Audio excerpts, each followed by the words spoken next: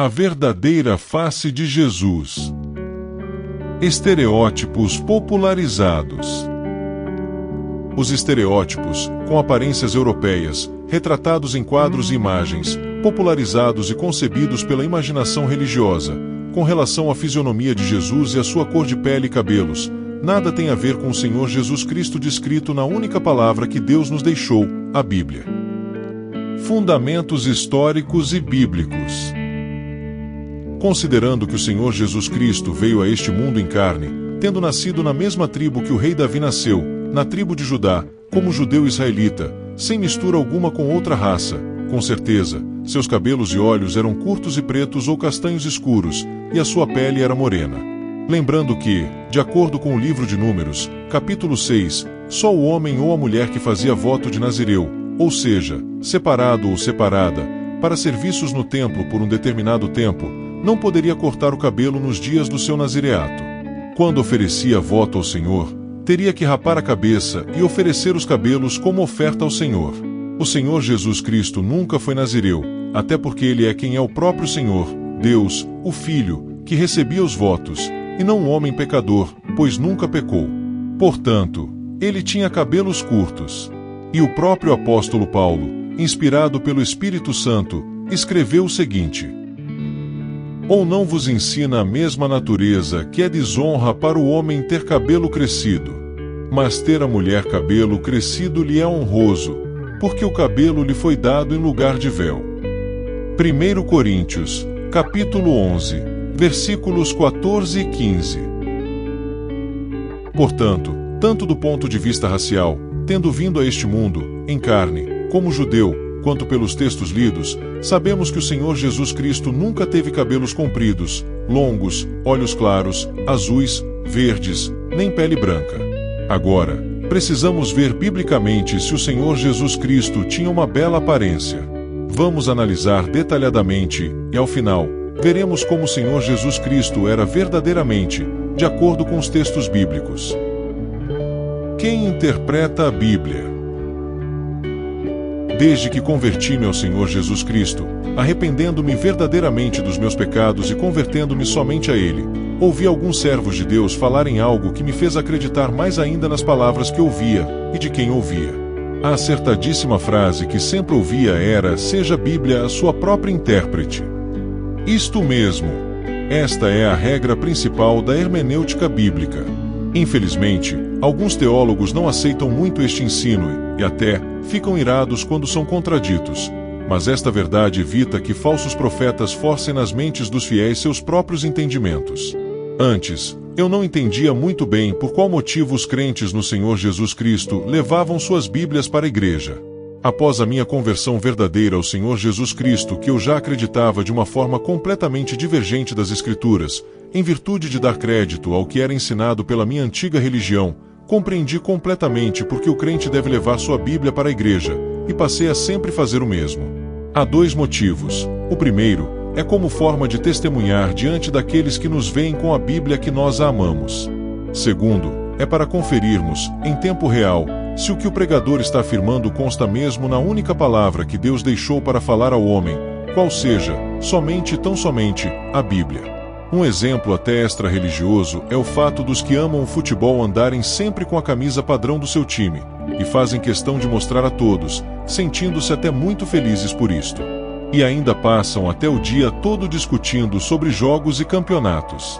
Por qual motivo o crente no Senhor Jesus Cristo não pode fazer o mesmo? Andar com a sua Bíblia, até em dias que não estão indo assistir cultos e falar do que é mais importante para a sua vida. Seja a Bíblia a sua própria intérprete.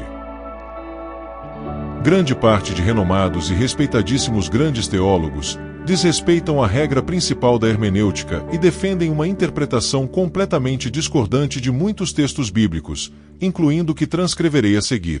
O profeta Isaías, escrevendo em seu livro, inspirado pelo Espírito Santo, no capítulo 53, diz o seguinte: quem deu crédito à nossa pregação? E a quem se manifestou o braço do Senhor? Porque foi subindo como renovo perante ele, e como raiz de uma terra seca. Não tinha beleza nem formosura e, olhando nós para ele, não havia boa aparência nele, para que o desejássemos. Era desprezado, e o mais rejeitado entre os homens, homem de dores, e experimentado nos sofrimentos, e, como um de quem os homens escondiam o rosto, era desprezado, e não fizemos dele caso algum. Verdadeiramente ele tomou sobre si as nossas enfermidades, e as nossas dores levou sobre si, e nós o reputávamos por aflito, ferido de Deus e oprimido. Mas ele foi ferido por causa das nossas transgressões, e moído por causa das nossas iniquidades. O castigo que nos traz a paz estava sobre ele, e pelas suas pisaduras fomos sarados. Todos nós andávamos desgarrados como ovelhas, cada um se desviava pelo seu caminho, mas o Senhor fez cair sobre ele a iniquidade de nós todos. Ele foi oprimido e afligido, mas não abriu a sua boca. Como um cordeiro foi levado ao matadouro, e como a ovelha muda perante os seus tosqueadores, assim ele não abriu a sua boca. Da opressão e do juízo foi tirado, e quem contará o tempo da sua vida? Porquanto foi cortado da terra dos viventes, pela transgressão do meu povo ele foi atingido. E puseram a sua sepultura com os ímpios, e com o rico na sua morte, ainda que nunca cometeu injustiça, nem houve engano na sua boca. Todavia, ao Senhor agradou moê-lo, fazendo-o enfermar. Quando a sua alma se puser por expiação do pecado, verá a sua posteridade, prolongará os seus dias, e o bom prazer do Senhor prosperará na sua mão. Ele verá o fruto do trabalho da sua alma, e ficará satisfeito. Com o seu conhecimento, meu servo, o justo, justificará a muitos, porque as iniquidades deles levará sobre si. Por isso lhe darei a parte de muitos, e com os poderosos repartirá ele o despojo, porquanto derramou a sua alma na morte, e foi contado com os transgressores, mas ele levou sobre si o pecado de muitos, e intercedeu pelos transgressores. Isaías, capítulo 53, versículos 1 a 12. Em respeito ao texto lido, seguirei a ordem dos versículos, no capítulo 53, o qual foi escrito pelo profeta Isaías provavelmente no 8º século antes da vinda do Messias, o Senhor Jesus Cristo, a este mundo, em carne. No versículo 1, o profeta Isaías expõe a incredulidade humana e o acolhimento de Deus aos que ele já sabia que o iriam ouvir. Dentro do contexto, seguindo criteriosamente a ordem dos versículos, vemos no versículo 2 que, de forma figurada, o profeta Isaías, inspirado pelo Espírito Santo, descreve como seria a aparência daquele que viria a ser sacrificado pelos pecados de cada um de nós pecadores. No mesmo versículo 2, lemos a expressão, subindo como renovo. Esta expressão é uma forma figurada de demonstrar que apareceria alguém que viria com a finalidade de, em linguagem simples, trazer o conserto do que estava sem solução ou, em sentido estrito, substituir algo que demonstrava ser incapaz de resolver o grande problema do pecado na vida do pecador. Em seguida, ainda no versículo 2, o profeta Isaías compara a aparência deste que viria, com a raiz de uma árvore que sai de uma terra seca, indicando alguém que, como a raiz de uma árvore, não seria atraente à vista natural humana, mas que é extremamente necessário para a sobrevivência da árvore e a alimentação dos seus frutos. O interessante é vermos que a terra onde a raiz está firmada é uma terra seca. A raiz tem uma aparência desprezível, mas nenhuma árvore consegue sobreviver sem a mesma. O solo, que é comparado com uma terra seca, não teria, em si mesmo, os nutrientes suficientes para fazer com que essa raiz também pudesse sobreviver para, por sua vez, alimentar a árvore. Mesmo assim, essa raiz permaneceu firme e inabalável no seu intento de alimentar a árvore e fazer com que esta dê seus frutos. Esse que seria como uma raiz que sai de uma terra seca tem, em si, poder suficiente para fazer qualquer árvore sobreviver e frutificar, ainda que esteja em uma terra seca. Com certeza, nada é impossível a Deus. Então, Isaías, inspirado pelo Espírito Santo, passa a expressar-se de forma bem clara quando afirma que esse que seria como uma raiz que sai de uma terra seca, centro da mensagem rejeitada em sua pregação, não teria beleza, nem formosura, nem boa aparência para que fizesse alguém o desejar por qualquer motivo. Isto, Isaías escreveu como alguém que ainda seria sacrificado pelos pecadores. Nestes versículos citados, ele ainda está sendo apresentado em sua aparência física. Estes versículos ainda não estão relatando a morte do Senhor Jesus Cristo pelos pecados dos pecadores. É claro que muitas pessoas buscam ídolos pela aparência exterior. Sabedor disto, o próprio Deus, o Filho, resolveu vir a este mundo, em carne, sem beleza, sem formosura e sem boa aparência. Isto foi extremamente necessário até para ter para si como seguidores apenas os ouvintes que o acompanhariam por puro amor a ele e às suas palavras, e não a sua aparência exterior. No versículo 3, o profeta Isaías afirma que essa raiz que sai de uma terra seca, além de não ter beleza, formosura, nem boa aparência, ainda seria desprezado e rejeitado pelos homens, ou entre os homens, de acordo com o versículo 3.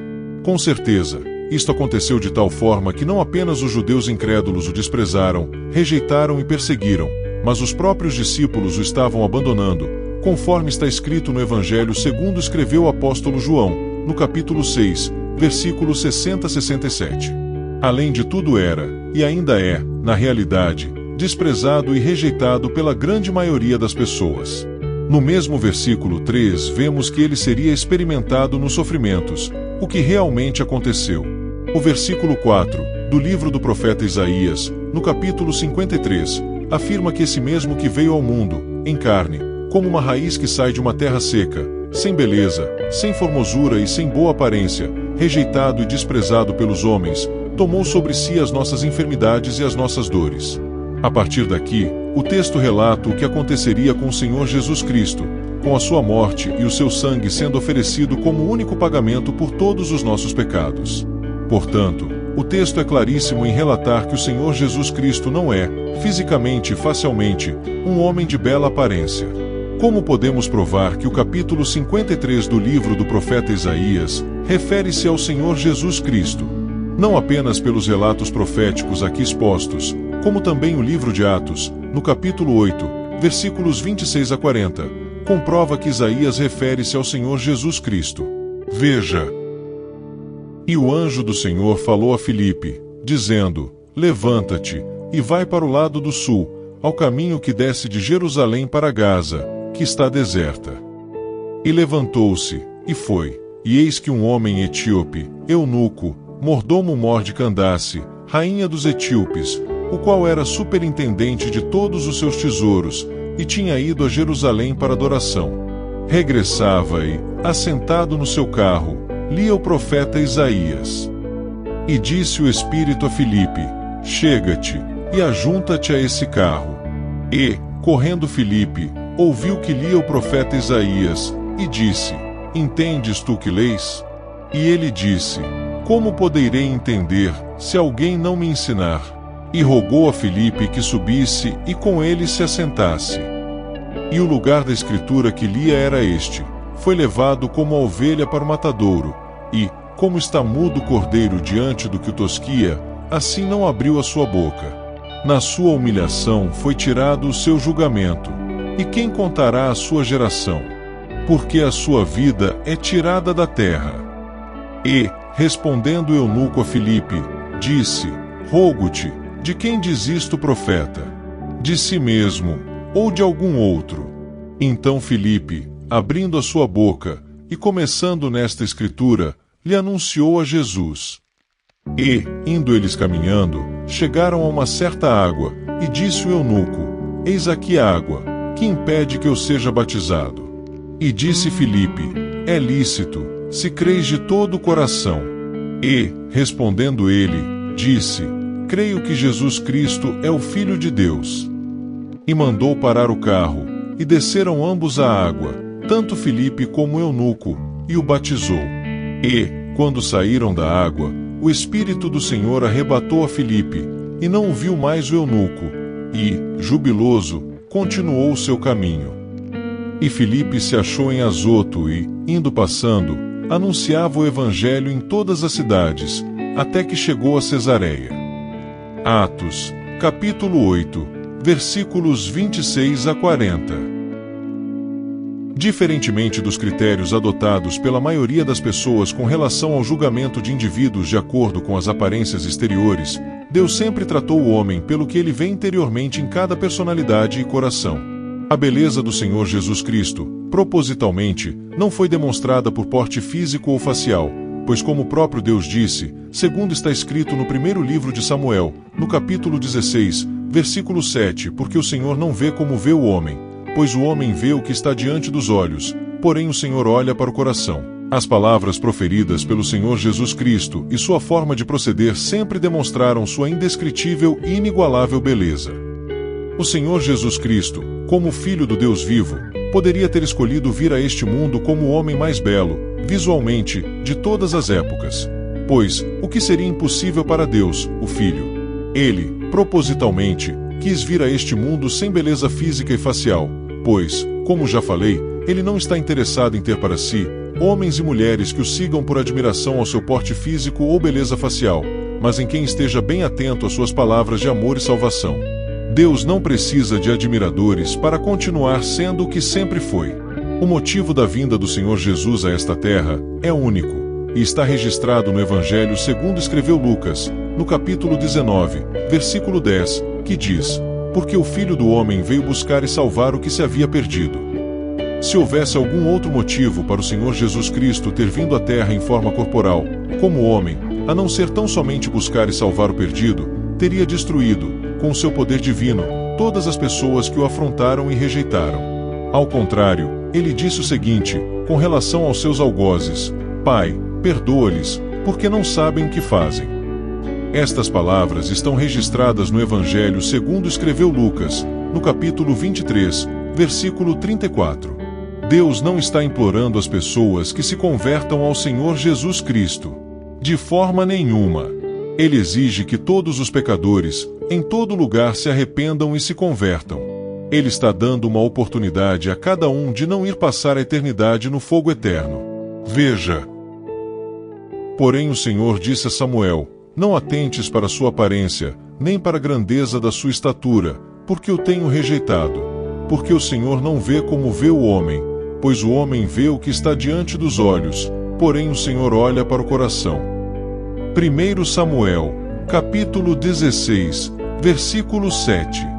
Mas Deus, não tendo em conta os tempos da ignorância, ordena agora a todos os homens, em todo lugar, que se arrependam. Porquanto tem determinado um dia em que com justiça há de julgar o mundo, por meio do homem que destinou, e disso deu certeza a todos, ressuscitando dentre os mortos. Atos, capítulo 17, versículos 30 e 31. Arrependei-vos, pois, e convertei-vos, para que sejam apagados os vossos pecados, e para que venham assim os tempos do refrigério pela presença do Senhor. E envie ele a Jesus Cristo, que já dantes vos foi pregado. Atos, capítulo 3, versículos 19 e 20. E não temais os que matam o corpo e não podem matar a alma. Temei antes aquele que pode fazer perecer no inferno a alma e o corpo. Mateus, capítulo 10, versículo 28. Tratamentos diferenciados. Como Deus justo, o Senhor Jesus Cristo jamais poderia dar a mesma forma de tratamento a qualquer que seja sem considerar a sua justiça eterna.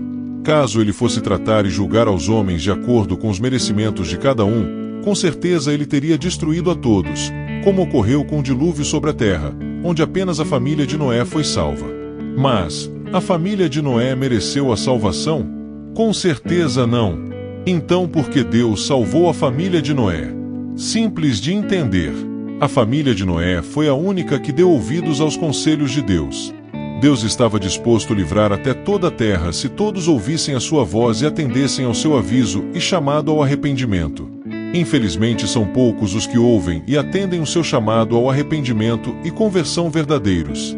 Da mesma forma que nos dias atuais, nos dias de Noé os homens e mulheres estavam entregues a todo tipo de pecado, sem temor algum nem arrependimento verdadeiro. Cada um vivia a sua vã vida como bem conviesse a seus desejos carnais. Por isto mesmo Deus enviou o seu servo Noé para chamar o povo ao arrependimento e conversão. Da mesma forma que acontece em nossos dias, os homens são até muito religiosos, mas distantes de Deus. Deus poderia, por justiça, condenar a todos sem dar oportunidade de arrependimento a ninguém. Mas seu grande e inexplicável amor e misericórdia são o único motivo para Deus, com muita paciência, esperar até o dia estabelecido por Ele que a sua graça será cessada e o juízo aplicado. Não foi à toa que o Filho de Deus, o Senhor Jesus Cristo, que sempre existiu em espírito junto com o Pai e o Espírito Santo, viesse a esta terra em carne, com corpo físico, para cumprir seu plano de salvação que planejou com o Pai, de salvar da condenação eterna ao fogo do inferno, que é uma pena justa, a todo que rejeitar o sacrifício do sangue derramado por Ele, na cruz, como único pagamento por todos os pecados de cada um de nós, pecadores, por jamais conseguirmos pagar um só pecado, de forma alguma. Desta forma, o Senhor Jesus Cristo assumiu nosso lugar em uma cruz e requer, de cada um, apenas o arrependimento verdadeiro e a conversão somente a Ele. Caso qualquer que seja rejeite esta inexplicável misericórdia e graça de Deus, terá que assumir a condenação eterna no juízo logo após a morte e no grande trono branco, ou seja, no juízo final. Você acha mesmo que se o Senhor Jesus Cristo não pudesse livrar-se da cruz, poderia sair de um túmulo, vivo, com corpo físico, 3 dias após sua morte? Ele não usou o seu poder divino para evitar sua morte na cruz, porque se ele não tivesse morrido, ninguém poderia obter a salvação da alma, o livramento da condenação eterna ao fogo do inferno. Seria justíssimo Deus condenar a todos à perdição, mas Ele mesmo decidiu, como Deus, dar uma oportunidade a todos os homens, como ocorreu nos dias anteriores ao dilúvio. Devemos entender que, antes de Deus executar sua justiça, Ele oferece oportunidade de perdão completo. Este perdão deve-se apenas ao seu amor inexplicável e às suas condicionais misericórdias. Condicionais porque há apenas uma condição que Deus exige para que o homem alcance suas misericórdias e perdão eterno: o arrependimento sincero dos pecados e a conversão somente ao seu único Filho e único Salvador e Senhor Jesus Cristo. Portanto, o ser humano é o único responsável por suas decisões. Desta forma, o Senhor Jesus Cristo agiu e age da seguinte forma: amou e ama a todos.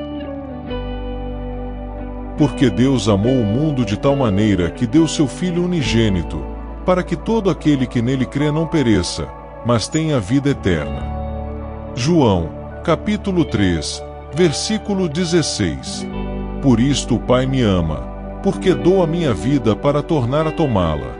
Ninguém me tira de mim, mas eu de mim mesmo a dou. Tenho poder para dar, e poder para tornar a tomá-la. Este mandamento recebi de meu Pai.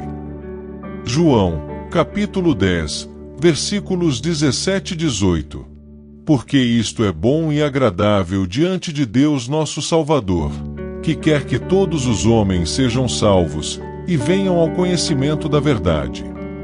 Primeira carta do apóstolo Paulo a Timóteo, capítulo 2, versículos 13 e 4. A sua graça é incomparável. Isto é, a justiça de Deus pela fé em Jesus Cristo para todos e sobre todos os que creem, porque não há diferença. Porque todos pecaram e destituídos estão da glória de Deus, sendo justificados gratuitamente pela sua graça, pela redenção que há em Cristo Jesus, ao qual Deus propôs para propiciação pela fé no seu sangue, para demonstrar a sua justiça pela remissão dos pecados dantes cometidos, sob a paciência de Deus. Romanos, capítulo 3, versículos 22 a 25. As suas misericórdias salvam almas. As misericórdias do Senhor são a causa de não sermos consumidos, porque as suas misericórdias não têm fim. Lamentações, capítulo 3, versículo 22. Só o Senhor Jesus salva pecadores perdidos. Arrependei-vos, pois, e convertei-vos, para que sejam apagados os vossos pecados, e para que venham assim os tempos do refrigério pela presença do Senhor. E envie Ele a Jesus Cristo, que já dantes vos foi pregado. Atos, capítulo 3, versículos 19 e 20. Respondendo, porém, o outro repreendia-o, dizendo: Tu nem ainda temes a Deus, estando na mesma condenação? E nós, Na verdade, com justiça, porque recebemos o que os nossos feitos mereciam, mas este nenhum mal fez. E disse a Jesus: Senhor, lembra-te de mim, quando vieres em teu reino. E disse-lhe Jesus: Em verdade te digo que hoje estarás comigo no paraíso. Lucas, capítulo 23, versículos 40 a 43. Sem o arrependimento e a conversão, só resta o juízo. Então dirá também aos que estiverem à sua esquerda: Apartai-vos de mim, malditos, para o fogo eterno, preparado para o diabo e seus anjos. Mateus, capítulo 25, versículo 41. Porque o juízo será sem misericórdia sobre aquele que não fez misericórdia, e a misericórdia triunfa do juízo. Tiago, capítulo 2, versículo 13. E, como aos homens está ordenado morrerem uma vez, vindo depois disso o juízo.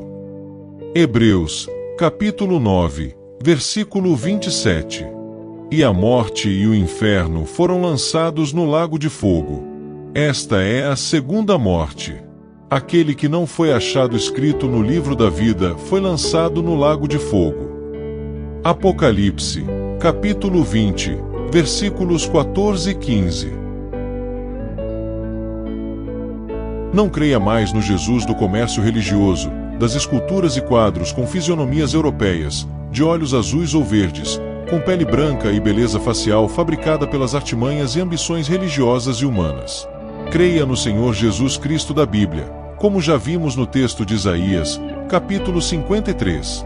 Como raiz de uma terra seca, não tinha beleza nem formosura e, olhando nós para ele, não havia boa aparência nele, para que o desejássemos. Desta forma prática bíblica real, aprendemos com o Filho de Deus, o Senhor Jesus Cristo, que o que tem mais valor para ele, não é o que parece ser, mas o que é verdadeiramente. O real sentimento mais profundo de todo ser humano, oriundo do invisível espírito e da alma existentes em cada corpo, recebe o nome de um importante músculo que bate compassadamente no peito, chamado de coração. A personalidade de qualquer que seja é formada durante a vida, e é externada através de decisões e ações praticadas pela carne e expostas pela língua. As aparências, sejam corporais, faciais ou comportamentais, na maioria das vezes, não expressam toda a verdade existente no interior de cada ser humano. Por isto mesmo, Deus nunca olha para o homem pelo que parece ser ou representar, mas pelo que ele sabe o que verdadeiramente cada um é. Porque a palavra de Deus é viva e eficaz, e mais penetrante do que espada alguma de 2 gumes, e penetra até a divisão da alma e do espírito, e das juntas e medulas, e é apta para discernir os pensamentos e intenções do coração. E não há criatura alguma encoberta diante dele, antes todas as coisas estão nuas e patentes aos olhos daquele com quem temos de tratar. Hebreus, capítulo 4, versículos 12 e 13. Porém o Senhor disse a Samuel: Não atentes para sua aparência, nem para a grandeza da sua estatura, porque o tenho rejeitado. Porque o Senhor não vê como vê o homem, pois o homem vê o que está diante dos olhos, porém o Senhor olha para o coração. 1 Samuel, capítulo 16, versículo 7. Quem crê nele não é condenado, mas quem não crê já está condenado, porquanto não crê no nome do unigênito Filho de Deus. João, capítulo 3, versículo 18.